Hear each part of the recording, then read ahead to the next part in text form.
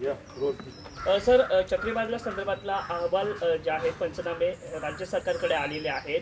उद्या कॅबिनेट आहे, काय नेमका निर्णय या सगळ्या याच्यामध्ये घेतला जाणार आहे?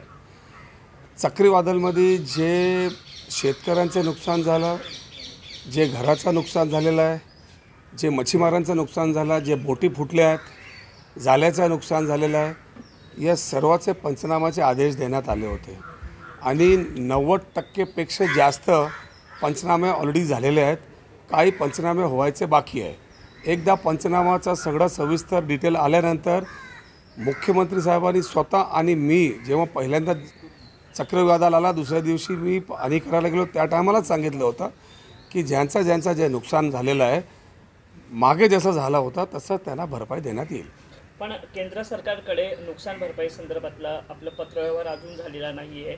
तो पत्रव्यवहार नेमका कधीपर्यंत होणार आहे? कारण पंचनामेच अजून आपल्या राज्यात पूर्ण झाले नाही। असं आहे की केंद्र सरकारने एक पॅकेज द्यायचं असतं। आता जसं चक्रीवादळ महाराष्ट्रात झाला तसंच गुजरातमध्ये झाला आणि गुजरातमध्ये झाल्यानंतर ताबडतोब पाहणी केली पंतप्रधान नरेंद्र मोदीजींनी। ज्या पद्धतीने तिथे त्यांनी एक पॅकेज जाहीर केलं आहे त्या पद्धतीने त्यांनी इथे जा, कारण ऑलरेडी जे पंचनामे होतात किंवा जे नुकसान झालेलं आहे त्याची सविस्तर माहिती जशी आमच्याकडे येते तशी त्यांच्याकडेही आहे। तर काय एक्झॅक्ट फिगर तो कोणाला देत नाही। जशी एक जाहीर पॅकेज त्यांनी तिथे केली तशीच अपेक्षा या सरकारची पण आहे की महाराष्ट्राही त्यांनी पॅकेज जाहीर करावं। केंद्राकडनं देखील पथक यायला पाहिजे, त्यांनी देखील केंद्र सरकारकडून पथक यायची काही गरजच नाही। कारण काय जे पंचनामा करतील ते शेवटी तहसीलदार वगैरे करतील किंवा मच्छीमारांचे असतील तर आमचे SFचे अधिकारी करतात। त्यामध्ये दुमत नसतं। जे नुकसान झालेलं आहे ते नुकसान झालेलं आहे, त्यामध्ये काय NDFCचे तिकडचे पथक येणार आणि करणार असं काय नसतं। ऑलरेडी जे नुकसान झालं आहे त्याची माहिती राज्य शासनाकडे आलेली आहे, तीच राज्य शासन केंद्र शासनाकडे देतं आणि त्या हिशोबानेच तिकडनं पॅकेज जाहीर होतं। तुम्ही स्वतः पाहणी दौऱ्यासाठी गेला होता नुकसान भरपाईच्या, ज्या बाबी आढळल्या आहेत उद्या कॅबिनेट आहे, काय काय तुम्ही स्वतः मंत्रिमंडळासमोर आणणार आहात? हे बघा, जे नुकसान झालेलं आहे त्याच्यात सर्व पालकमंत्र्यांनी आपल्या जिल्ह्यामध्ये त्यांनी फेऱ्या घेतलेल्या आहेत। त्यासोबत जसं समजा माझ्याकडे किनारपट्टीवरती राहणारे मच्छीमार बांधव आहेत, त्यांचे काही बोटे फुटलेले आहेत, त्यांचे काय जाळ्याचं नुकसान झालेलं आहे, त्यांचे काय सुके मासली सुकवणारे ठेवला होता त्याचं नुकसान झालेलं आहे। किनारपट्टीवरती राहणारे जे घरं आहेत त्यांचे काही पत्रे उडालेले आहेत, काही घरं कम्प्लिटली कोसळली गेलेले आहेत, काही ठिकाणी जे शेतीचं नुकसान झालेलं आहे।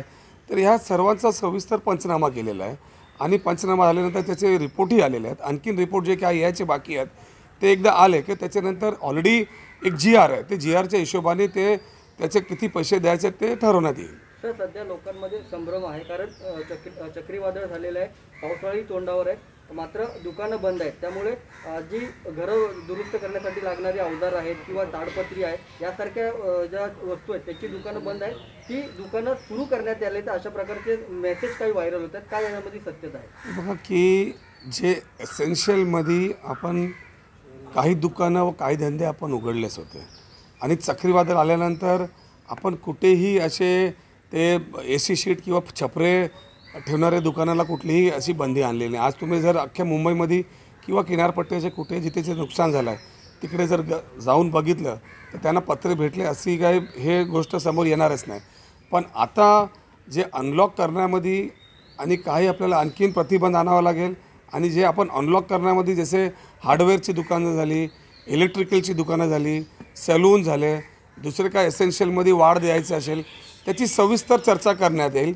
चर्चा करूया, टास्क फोर्सचा रेकमेंड घेऊया आणि चर्चा केल्यानंतर आपण त्याच्यावर सविस्तर आपण निर्णय घेत चाललेलो आहे आणि निर्णय चांगले घेत चाललो। निर्णय चांगला झाला आहे म्हणून मुंबईमध्ये आणि महाराष्ट्रामध्ये केसेस कमी झालेले आहेत आणि मुंबईचीच प्रेरणा बाकीच्या राज्यांनी घ्यावं असं सुप्रीम कोर्ट म्हणत आहे। बाकीचे जे या टास्क फोर्स दुसऱ्या राज्याचे त्यांनी पण आपले महाराष्ट्राचा पॅटर्न घेण्याचं काम केलेलं आहे। म्हणजे आम्ही व्यवस्थित मार्गावर चाललेलो आहे हे तर नक्कीच आहे। आता पण कुठलाही अनलॉक करण्यामध्ये परत घाई केला आणि परिस्थिती आहे तशीच झाली तर हे योग्य महाराष्ट्र किंवा मुंबईसाठी ठरणार नाही। अनलॉक करणं घातक ठरेल। सध्या ज्या वेगाने लसीकरण होत आहे, संथगतीने लसीकरण, तर असंच राहिलं तर लोक आताच मेटाकुटीला आले आहेत, त्यांच्याविषयी काय होईल? मला प्रश्न विचारण्यात आला होता की आपण लोकल ट्रेन चालू करणार का, आपण ST चालू करणार का, आपण बसेस चालू करणार का. त्यावरती मी सांगितलं होतं की लसीकरणची संख्या ज्यापर्यंत आपला एक टार्गेट आम्ही, जसं माझा स्वतःचा मत असं आहे की लसीकरण जास्त झालं तर आपल्याला उघडता येईल. कारण तुम्हाला मी देतो की आता तुम्ही बघा अमेरिकामध्ये 95% जास्त लसीकरण झालेलं आहे. आता तिकडे मास्कही काही लोक लावत नाही. तिथे साडे बिझनेसही ओपन करण्यात आलेलं आहे.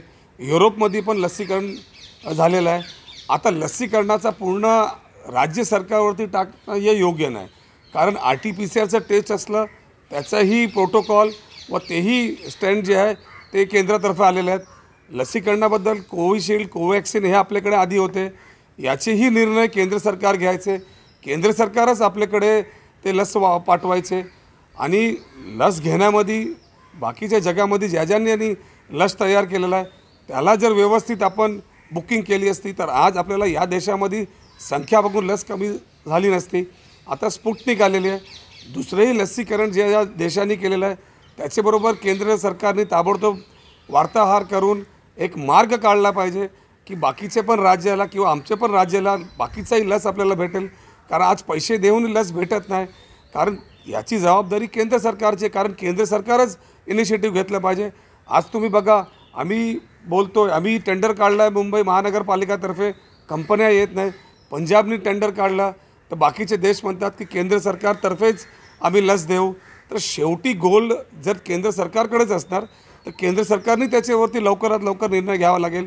त्याच्यात काय बदल करायचा आहे, त्याच्यात काय त्यांची मागणी आहे ते त्यांनी सविस्तर करून लवकरात लवकर उघडलं तर आपल्या देशामध्ये किंवा महाराष्ट्राचं आम्ही सांगू शकतो की आम्हाला जर लस भेटलं तर आम्ही 4 महिन्यामध्ये पूर्ण राज्याला लस देण्याची क्षमता आमच्याकडे आहे. ग्लोबल डॉक्युमेंट सादर करण्याची मर्यादा दिलेली आहे. त्यामुळे कुठेतरी मुंबईकरांना लस मिळेल असं म्हटलं जाऊ शकतं का पुन्हा एकदा केंद्राची परवानगी मिळण्यासाठी या लस अडकतील असं म्हटलं जाऊ शकतं? आम्ही ग्लोबल टेंडर काढण्याचा हेतू हेच होतं की जगात WHOनी ज्याला मान्यता दिलेली आहे ते लस आमच्याकडे येणार.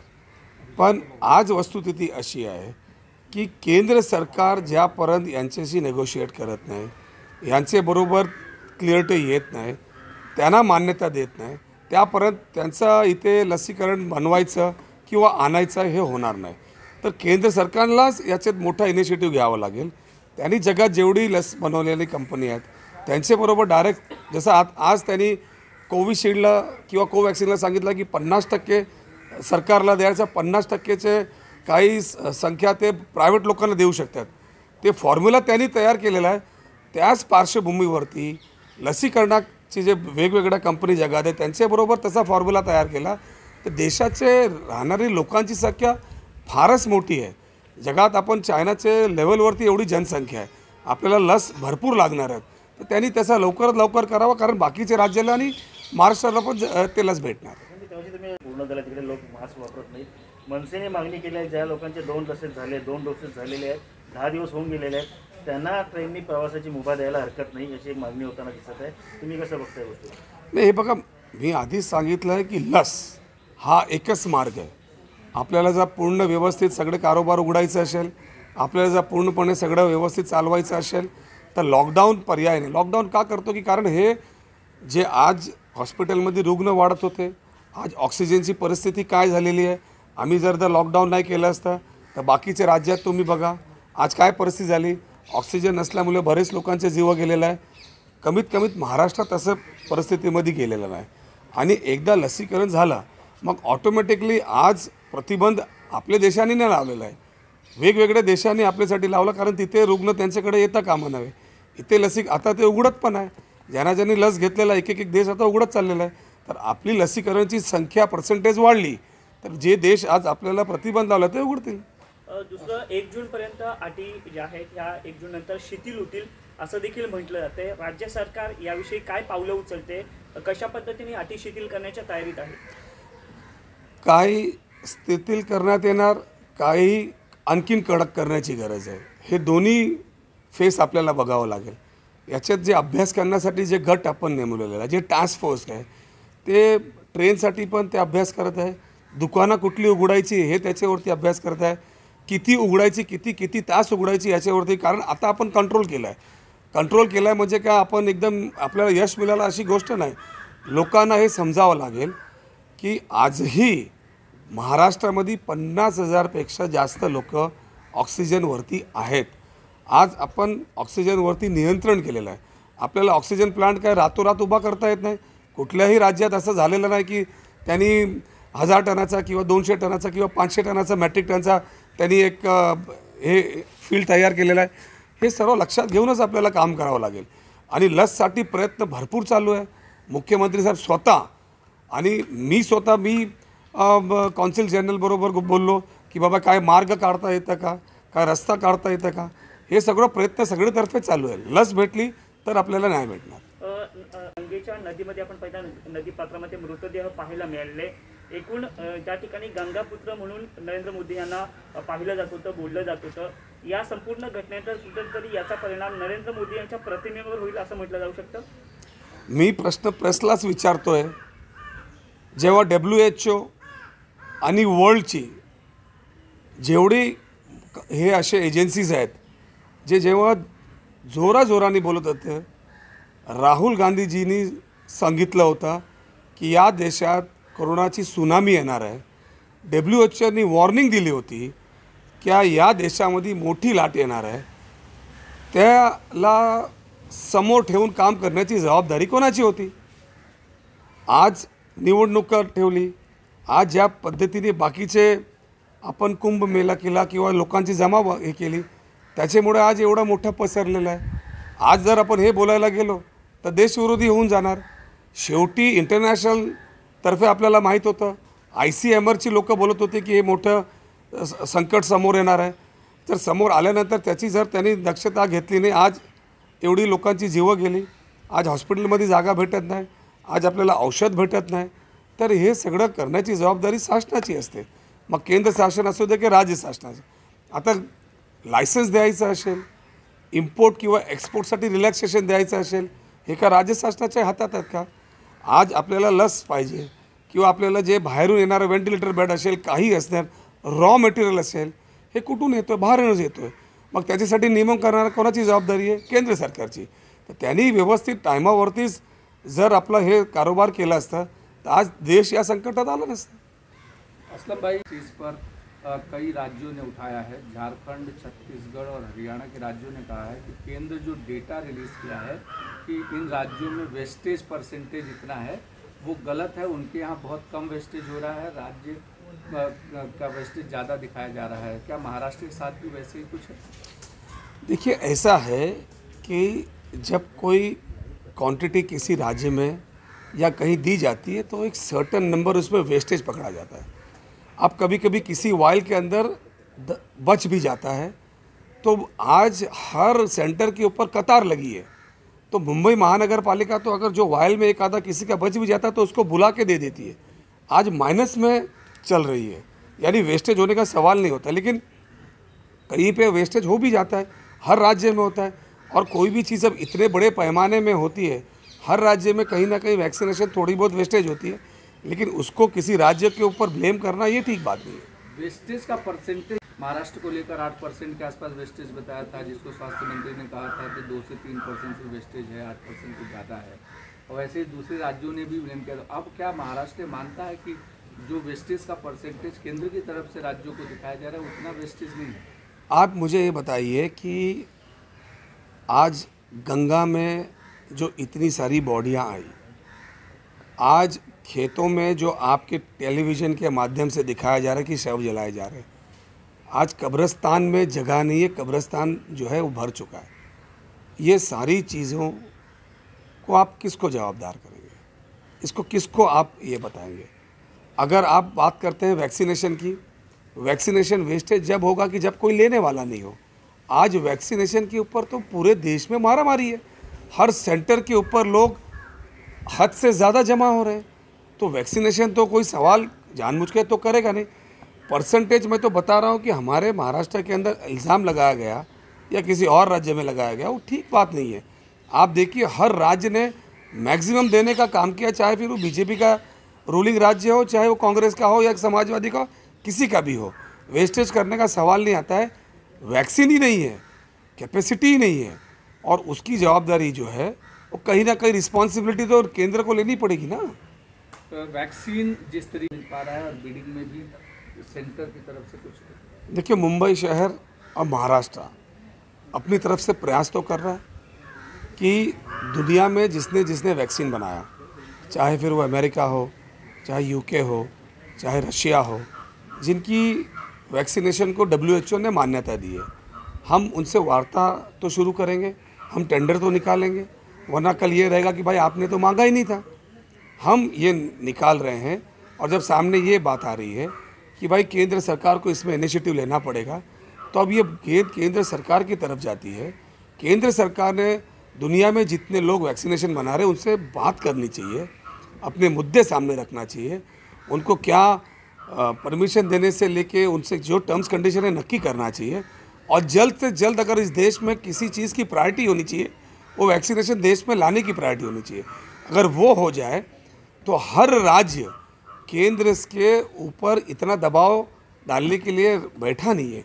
जो केंद्र की तरफ से मदद आएगी वो लेंगे, बाकी राज्य सरकार, जैसे हमने आज 2-3 कैबिनेट पहले ही 6,500 करोड़ जो है वो वैक्सीनेशन के लिए पास किए। आज हमारे पास वैक्सीनेशन नहीं है, पैसे हैं, तो इसका रास्ता तो केंद्र सरकार को खोलना होगा और केंद्र सरकार ने प्रायोरिटी पे ये करना चाहिए। रामदेव के खिलाफ देशद्रोह का मुकदमा, राजद्रोह का मुकदमा दर्ज करने की मांग IMA ने की है। PM को चिट्ठी लिखकर इंडियन मेडिकल एसोसिएशन ने कि जिस तरीके से वैक्सीन पर सवाल खड़े करना, कोरोनिल को बड़ा बताना, वैक्सीन को छोटा बताना, इस तरीके की जो चीज़ें हो रही हैं वो कहीं ना कहीं गलत है। देखिए, ये रामदेव बाबा ये अपना एक बिज़नेस चलाते हैं और अपने बिज़नेस को प्रमोट करने के लिए एक चैनल पे कभी भी आके कुछ भी बातें करते हैं। अगर इन्हीं की सही तरीके से पूरी तरीके से जांच की जाए कि जितना ये घी बनाते हैं, इतनी गाय कहाँ से वो लाते हैं, या जिससे लेते हैं उससे इतना प्रोडक्शन हो सकता है क्या, और दवाइयों की एलोपैथी की बात करेंगे या आयुर्वेदिक की बात करेंगे, आपके पास अपनी जो चीज़ें हैं आप उस पर बात करिए ना। आप दूसरे पे टिप्पणी करते हैं। आप पूरी दुनिया में जो है इलाज जिस बेस के ऊपर है, जिस प्रोटोकॉल के ऊपर हो रहा है, करोड़ों लोग जिससे ठीक हो के आए, आप उसी को चैलेंज कर रहे हैं। और चैनल भी जो है, अगर उनकी जगह कोई और होता तो उसके ऊपर तो देशद्रोही का मुकदमा करके उसको अंदर भी डाल दिए होते। चूँकि रामदेव बाबा वो भारतीय जनता पार्टी के समर्थक है, प्रधानमंत्री नरेंद्र मोदी जी के समर्थक है, तो उनसे उस लिहाजा से बात ही नहीं की जा रही है। आज अगर इतनी बड़ी भ्रम आज अगर लोगों के दिमाग में वो चैनल के माध्यम से डाल रहे हैं तो ये ठीक बात नहीं है। दूसरा सवाल, असलम भाई को जो रिपेयरिंग करना है, जो चीज़ें करना है, उसमें कहीं ना कहीं दिक्कतें आ सकती हैं। तो देखिए, ऐसा है कि मुख्यमंत्री जी और हमने पहले ही कहा कि लॉकडाउन नहीं है, इसमें हमने प्रतिबंध कड़क किए हुए हैं। गाड़ियाँ चल रही हैं, बसेस चल रही हैं, एसेंशियल के लिए ट्रेनें चल रही हैं, दुकानें खुली हुई हैं, सब्जियां लोगों को मिल रही हैं। आने वाले दिनों के अंदर क्या खोलना है उसके लिए भी हम खोलने जा रहे हैं। तो इसको ये कहना कि बाबा लॉकडाउन है, लोगों को तकलीफ़ हो रही, कंस्ट्रक्शन कंपनियां हमने बंद नहीं की थी, अब अगर हमें खोलना है, केसेस कंट्रोल में आए तो क्या खोल सकते हैं, उसके कुछ नियम करने होंगे। हमने अगर ऑफिसेज खोलने तो कितने लोगों की संख्या से खोलनी चाहिए, हमने अगर फिल्म की शूटिंग स्टार्ट करनी है तो कितने लोगों से होनी चाहिए, हमने अगर बाकी की दुकानें खोलनी है, कपड़े की दुकान खोलनी है, टॉयज़ की दुकान खोलनी है, बाकी के व्यापार खोलना है, तो किस तरीके से खोलना चाहिए, उसकी गाइडलाइंस तैयार करनी होगी, उसकी SOPs तैयार करनी होगी। क्या सरसकट जिस तरीके से विरोधी पक्ष कहता है कि सब खोल दो और सब खोल देते हैं और दिमाग नहीं लगाते हैं, तो फिर आप देख सकते हैं चैनल में कि गंगा नदी में क्या हो रहा है और गंगा नदी के बाजू में किस तरीके से हो रहा है। सर, राज्य के ऐसे 18% से ज़्यादा है, तो ऐसी स्थिति में कितना सोचना चाहिए कि उन जिलों को कैसे अब तक लॉकडाउन की स्थिति में रखा जाए, क्योंकि बाकी कुछ जिले ऐसे भी हैं कि जहाँ पर 5% से कम है।